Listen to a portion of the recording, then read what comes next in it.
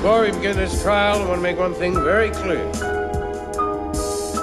Now Martin had a sister and he heard some fuck had hit her, so with vengeance on his mind he left his house with just a glint of hatred in his eyes. She shouldn't stand for this, just once is enough, won't take long to handle this. But on his arrival there was not a single rival. He's banging in the door, time to make this shit go liable. As the door unlocks he uses all the strength he's got to stay calm and search the house. There's a lesson in his taught, but it didn't go to plan. You see there was no other man, just a sister and a mate, Martin meet Margaret Ann. Martin said nothing, overrun with confusion. Then they blurted out the reason for his mannerless intrusion. His sister looked shocked, she nervously smiled, told him these accusations were ridiculous and wild. Did a child, for fuck's sake, how could you believe this? Stop acting like a baby, Martin, you should leave this. Who the fuck is he?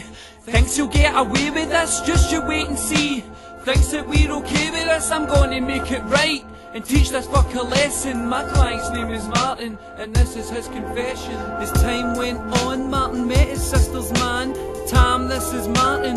Martin, this is Tam. Maybe Martin had been wrong, and the story was a rumour. Meant a lot to his sister, and the emotion that went through her, so he let it go.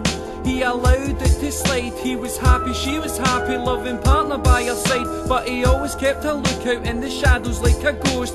He heard that they were bickering, they'd argue more than most. One night his mother woke him, her voice was sounding shaky. Kay's been in a car crash, she's okay, don't wake the baby. As it turns out that prick was on the bevy in the powder. He stole her fucking car and kept driving till he found her. Kicked in her front door, dragged her down the stairs, punched her in the ribs, threw on the car, threatened the kids. Then he drove off at speed, crashed the car and wrote it off. He left her there to die, that fucking bastard did it off.